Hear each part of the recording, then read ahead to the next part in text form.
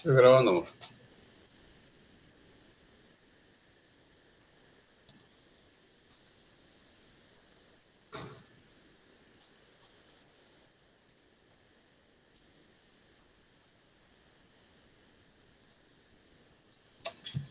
Bien, pues buenos días.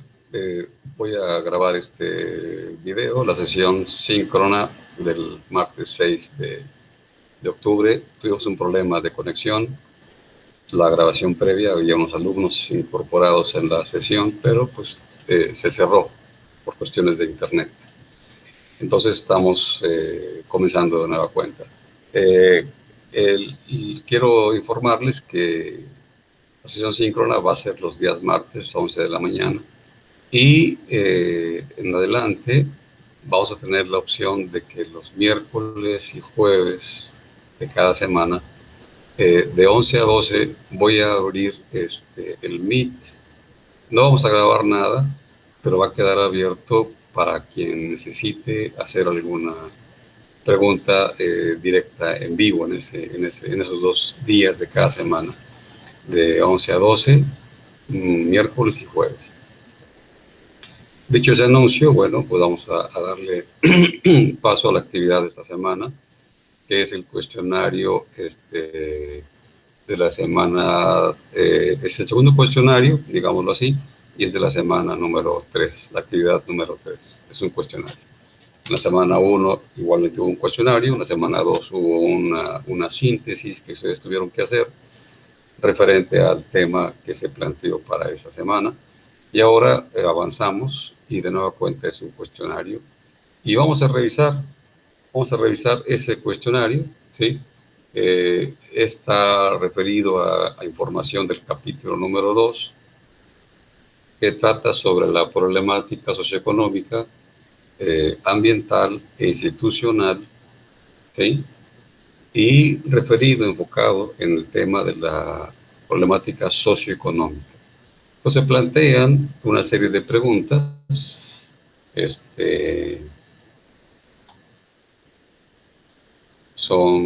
Son 10 preguntas, ¿sí?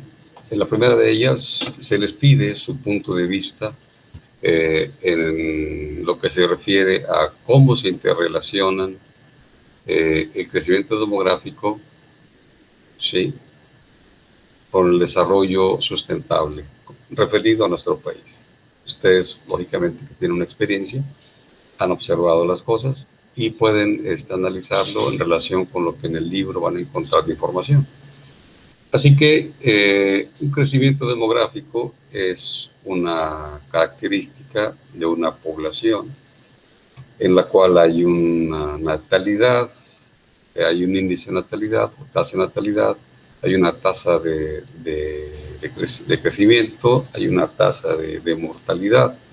Entonces la diferencia entre natalidad y mortalidad nos va a dar un cierto índice de crecimiento o tasa de crecimiento. Y se puede entender que la población, conforme aumenta de tamaño, definitivamente que va a requerir más recursos. Es lo que se llama también la huella ecológica, es decir, que tantas personas de una población pueden estar albergadas en un cierto espacio geográfico, ¿sí?, en el cual existen recursos disponibles. Lógicamente tenemos el recurso suelo, el agua y el aire, aparte de muchos recursos más que se tienen que ocupar, utilizar para la vida de cada sociedad, sea rural o sea urbana. Así que el crecimiento demográfico y la sustentabilidad pues van ligados. Todas las poblaciones de especies, tanto la humana como animales y de plantas, necesitan la existencia de recursos para poder subsistir, para poder nacer, crecer y finalmente reproducirse, para mantener justamente la especie. O sea, hacerla sustentable en el tiempo implica reproducirse, pero para eso requieren recursos para sostener su propio tiempo y espacio de vida. Así que la sustentabilidad va obligadamente relacionada con un crecimiento y un tamaño poblacional. Cualquier demarcación municipal tiene un límite de espacio. No se pueden abrir más áreas fuera de él para la urbanización, de modo que urbanización, por ejemplo, igualmente tiene que ir ligada con el crecimiento demográfico. El crecimiento de las poblaciones puede ser en los edificios hacia arriba, en lugar de abrir más áreas de, de vivienda, ¿sí?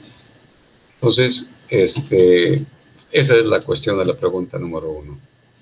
Crecimiento demográfico y sustentabilidad. Evidentemente que cuando se abren espacios para vivienda que no son los convenientes desde el punto de vista de la ingeniería, cuando ocurren algún tipo de desastre natural, como sismos, eventos hidrometeorológicos, se presenta justamente en las partes no convenientes para ser habitadas muchos problemas que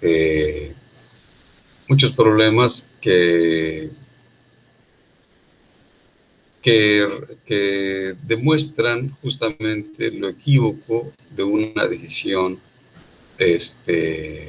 administrativa, una decisión de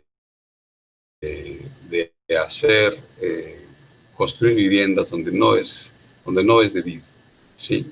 Y luego vienen las consecuencias. Así que la normatividad, la legislación, la honestidad de las autoridades y de las empresas que se dedican a la inmobiliaria y a la creación de viviendas, pues tiene que ser,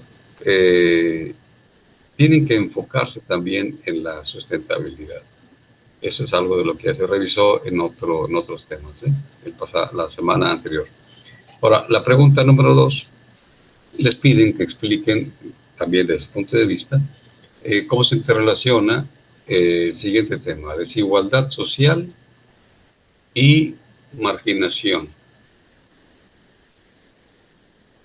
viéndolas desde la sustentabilidad. Evidentemente que una desigualdad social implica una disparidad en la distribución de los recursos, una disparidad en la distribución de la riqueza, y la marginación implica una exclusión. Es decir, puedes estar en desigualdad socioeconómica, pero cuando se cae en la marginación, es decir, en la exclusión, donde la oportunidad no es para todos, entonces estamos hablando de que la sustentabilidad de ese grupo social realmente está en entredicho. Y una sociedad que tiene grupos sociales marginados, finalmente va a ser una sociedad que tiene ciertas patologías, ¿sí? Por ejemplo, la indigencia, la marginación, son patologías de una sociedad, aunque sea rural o sea urbana, en la que se aprecia justamente que no hay ni siquiera una igualdad social, sino hay una exclusión social. Entonces, una sociedad que tiene ese tipo de patologías no puede considerarse como sustentable, porque está faltándole la cuestión de justicia social y de distribución de la riqueza. Y más aún cuando, por ejemplo, la marginación de grupos sociales, vamos a decirlo, en colonias relegadas, marginadas, donde no hay servicios, por lo mismo no se pagan, no se ofrecen, no son clientes, no son negocio. Así es que, ¿para qué darle servicios? Y aquí, en este caso, el Estado es el que tiene que, o sea, el Estado, me refiero yo al municipio, la autoridad municipal, tiene que atenderlos porque es su responsabilidad y tiene que hacerles darle los servicios que se requieren. Ustedes saben, iluminación en las calles, banquetas, pavimentación, drenaje, servicios de agua, recolección de basura. Todo tipo de servicios tienen que ser administrados y regulados, y sea que el municipio los aporte o que el municipio pague para que esto una empresa lo aplique y se los cobre a través del predial a la población. Pero tiene que ser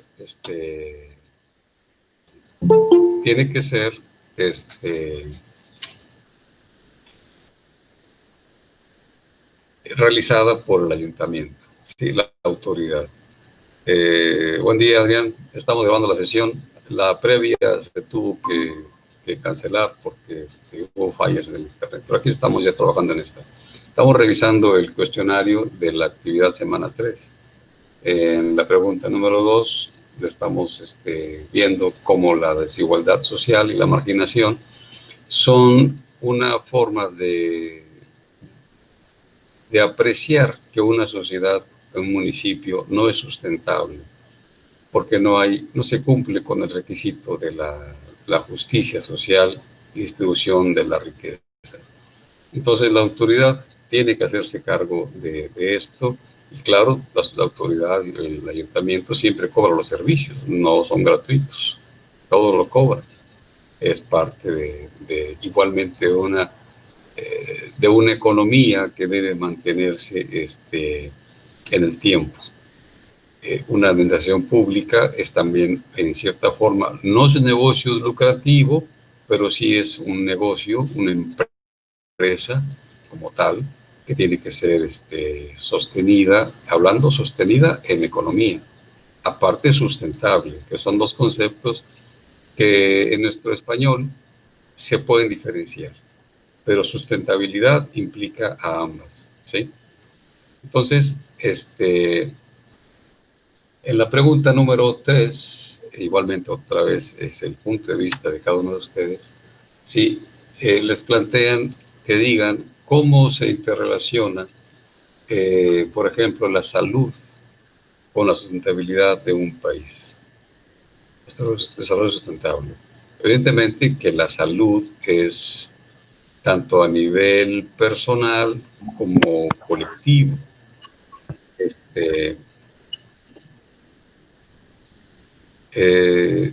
Si pueden apagar su micrófono para que no se incluyan ruidos ambientales, estaría genial.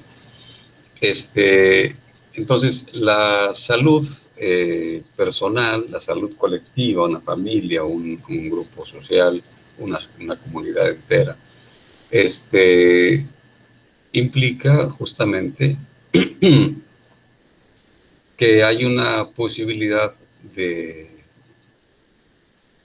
de mantenerse sanos, y desde luego actualmente que estamos con la situación de una epidemia, una pandemia por el coronavirus, SARS-CoV-2, COVID-19, pues las sociedades han tenido muchos fallecimientos, porque aparte de que el virus tiene cierta letalidad, cierta morbilidad, hay una falta de salud en ciertos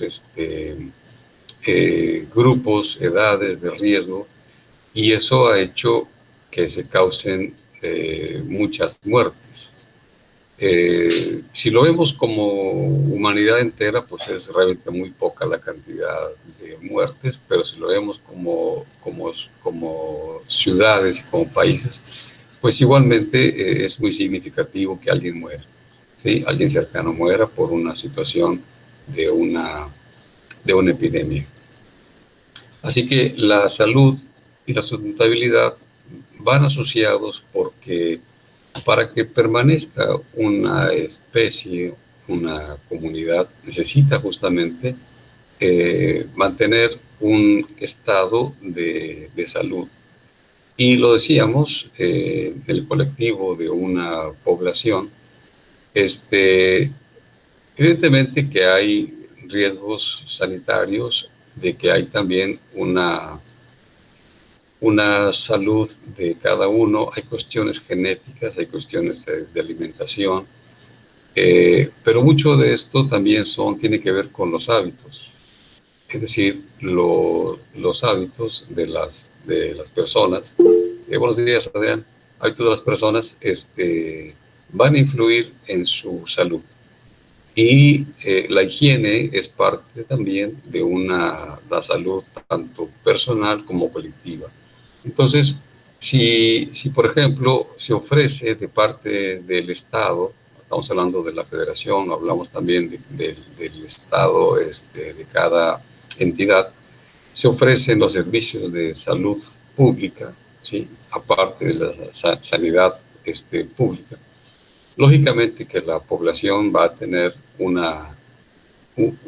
buen nivel en su calidad de vida en lo que respecta a la salud. Y es una asociación, ¿sí?, bastante apreciable, de que si hay salud en la comunidad, si hay espacios sanitarios en la comunidad, evidentemente que va a tener mayor posibilidades de ser una sociedad con menos problemas.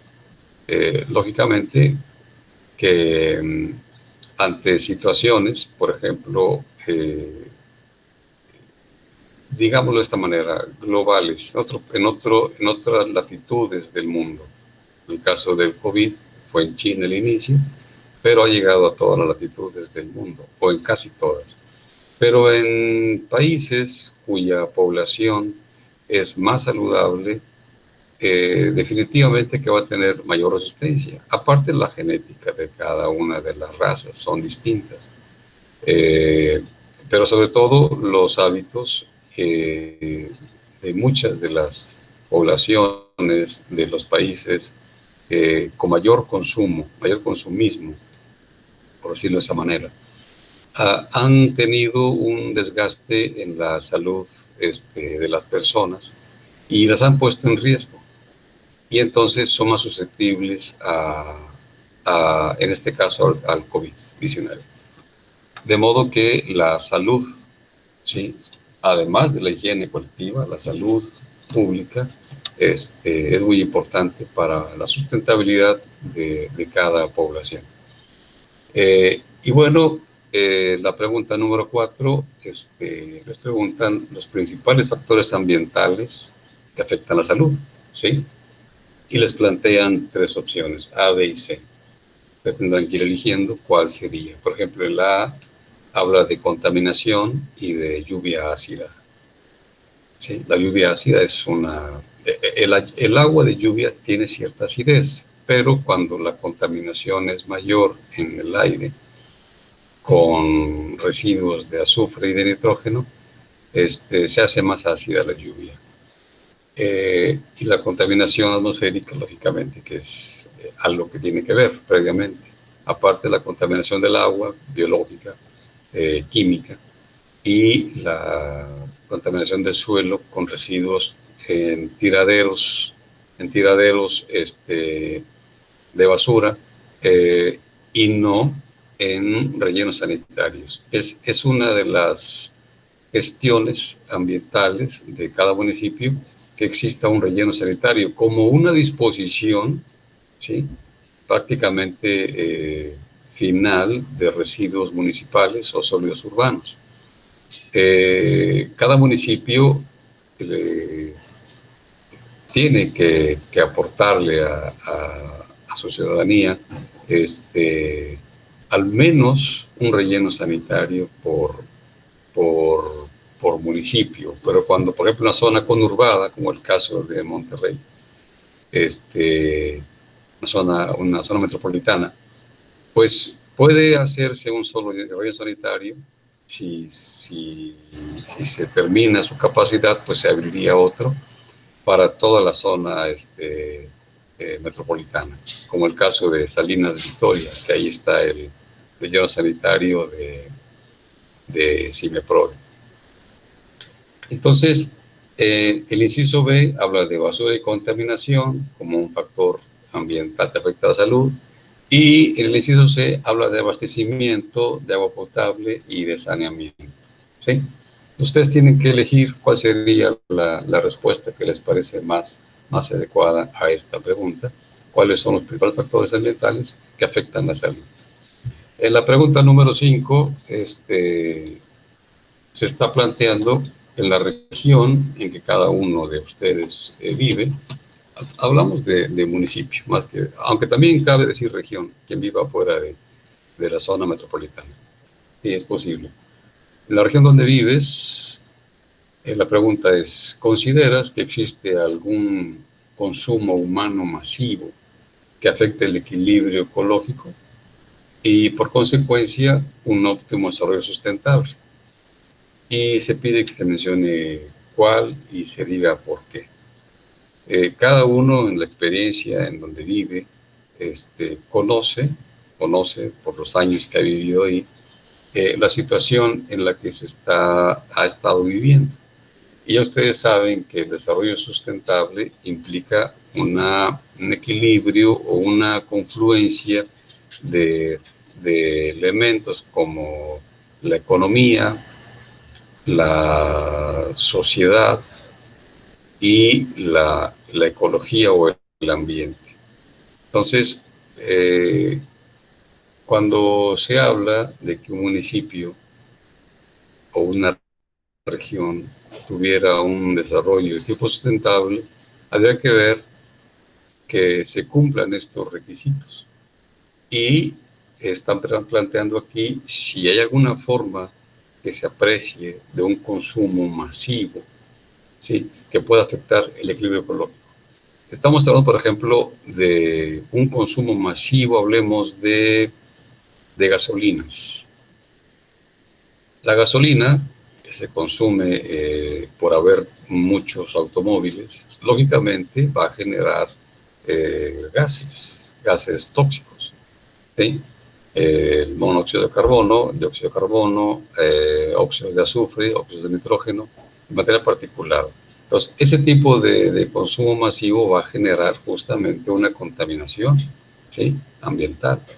Lo mismo que un consumo masivo, por ejemplo, de agua, va a generar una mayor contaminación de la misma porque se le agregan cloros, detergentes y otros químicos de acuerdo con la industria local, y eso le va a generar una contaminación, pero la atenuante estaría en que hubiera un servicio igualmente municipal, concesionado o no, de tratamiento de aguas residuales para que se le quite la contaminación y pueda regresarse a los cuerpos de agua con mayor salud. Entonces, en ese sentido, podríamos considerar que toda la contaminación que se pueda realizar se puede atenuar, se puede mitigar. En el caso de los vehículos, deberían tener, en todo caso, unos filtros, un medio de control instalado al automóvil para que reduzca la cantidad de emisiones. Lo mismo que las gasolinas, de una calidad más alta para también reducir la cantidad de polución. Y en el caso de los residuos sólidos urbanos, en lugar de ser un tiradero, tiene que ser un relleno sanitario controlado para que no haya filtraciones de lo que se llaman lixiviados al interior del suelo y se contamine tanto el suelo como el agua. Así que esa es la cuestión que se les plantea. En la pregunta 6 se dice las ramas industriales que registran las tendencias más altas de contaminación, ¿sí?, y se pregunta en el inciso A si fuera la industria del papel, del plástico, la automotriz, la cementera, la textil, la de pinturas y tintas. En el inciso B, si fuera, por ejemplo, industria de la televisión, de la radio o del cine. O la opción C, las industrias de energías renovables. ¿Cuáles serían las ramas industriales? con tendencias más altas de contaminación? Prácticamente la respuesta está muy evidente, ya la hemos estado explicando. Entonces, en la número 7 se plantea que, con sus propias palabras, ustedes describan cómo creen, ¿sí?, que afecta el crecimiento industrial en un óptimo desarrollo sustentable en el país, ¿sí? Esa es una pequeña participación que se les pide en esta pregunta número 7. Evidentemente que para esto ustedes tienen que seguir leyendo el libro, hacer memoria de lo que ha pasado. Y si, por ejemplo, alguien lee en algún periódico o revista al respecto de esto, pues tiene que ser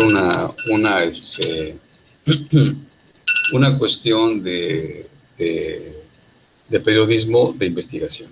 No se quedan noticias así alarmantes, no se vayan con esas fintas. Busquen noticias de periodistas de investigación. Y bueno, en la pregunta número 8, menciona cuáles son las enfermedades a las que contribuye la falta de agua o el agua contaminada. ¿Sí? Están las opciones A, B y C. ¿Sí? Enfermedades diarreicas, el tracoma, la esquistosomiasis y la conjuntivitis. En la opción B, enfermedades congénitas.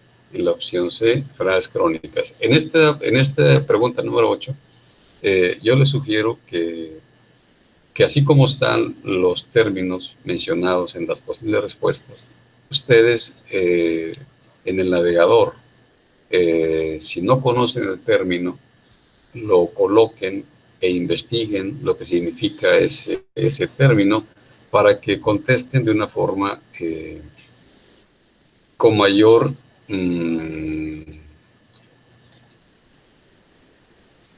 conocimiento de hechos.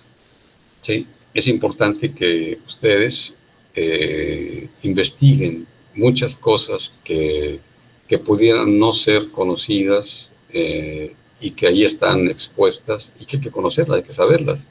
Para eso está justamente el Internet, para tener una facilidad en la información. En la pregunta número 9 se menciona si consideras, que en tu comunidad existen daños a la salud ocasionados por contaminación. Cada quien de ustedes lo va a decir. En la pregunta recuerden que la contaminación hay que referirla siempre al tipo de contaminación. Si es de agua, de suelo o de aire, y qué tipo de contaminación es, biológica, química, física. ¿Sí? Es importante. Inclusive sería bueno que también investigaran en el Internet contaminación química, contaminación física, contaminación biológica, de cada una de las tres: agua, de suelo y de aire. En la pregunta número 10 dice, en base a la pregunta anterior, la número 9, ¿cuál sería una solución propuesta por ti? O sea, ¿qué propones de solución ante una situación que en la comunidad en la que vives se está presentando? Y lo mismo, hay que buscar en Internet información que apoye lo que vamos a responder. Por ejemplo, en todo municipio actualmente, bueno, casi todos, se trabaja lo que se llama gestión ambiental. Entonces, la gestión ambiental implica que se debe de tener un tratamiento, una disposición final de los residuos sólidos urbanos, lo que decimos normalmente como basura. Tiene que haber también un drenaje y tratamiento de aguas residuales, y tiene que haber estaciones de monitoreo de la calidad del aire. Eso es obligado sobre todo en las zonas metropolitanas. Entonces ustedes pueden entrar al Internet y revisar justamente estos temas para que sepan de qué se está hablando y entonces dar una respuesta informada, ¿sí?, de una posible solución. Es decir, aunque sabemos responder de una forma coloquial, les sugiero que se informen, que investiguen para que respondan de una manera, vamos a decirlo, teórica. Cuando decimos teórica, estamos hablando de conocimiento. Voy a ampliar un poco el tema. El concepto de teoría implica conocimiento, y el conocimiento implica que algo se puso a prueba y queda demostrado que eso es verdadero, que eso es válido, verificable, y que tiene una categoría de ser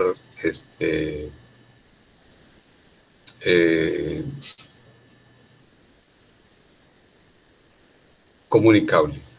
¿Por qué? Porque es un conocimiento que sirve, que es útil, que es social y cumple con las funciones justamente de la ciencia, que es compartir el conocimiento. Las escuelas mismas son una función social de la ciencia, se aplica la función de la ciencia en las escuelas, porque la teoría es conocimiento y tiene que ser divulgado, difundido, ampliado, revisado, ¿sí?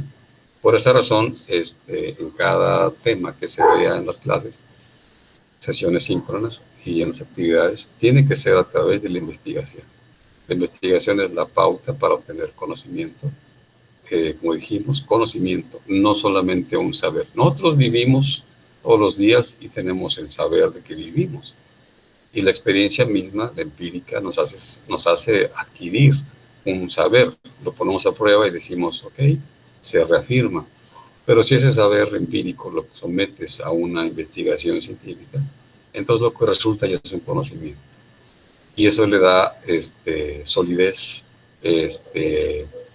a lo que se tiene como experiencia científica, el conocimiento. Entonces, cuando hablamos de teoría, estamos hablando de algo científico, conocimiento, válido y verdadero, que tiene una función social, lógicamente.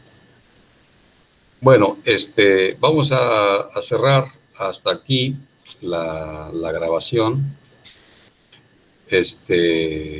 Les repito, por cualquier cuestión, de que los miércoles 11 a.m. a 12, los jueves de 11 a.m. a 12 y los viernes de 11 a.m. a 12, estoy repitiendo como cotorro, tenemos la opción de que a través del Meet puedan, ¿sí?, enlazarse directamente conmigo, además de los mensajes, ¿sí?, conmigo en una sesión de Google Meet, sin que se grabe. Solamente se va a grabar la de los días martes de 11 a 12. Esta sí se graba y queda para todos. Y la que abramos miércoles de 11 a 12, jueves de 11 a 12, viernes de 11 a 12, esa no se graba, solamente es una interacción entre alumnos y tutor. ¿Sí? Queda entonces abierta esa cuestión. Cierro la grabación, ¿sí?, de esta semana número 3. Vamos a detenerla. Y bueno,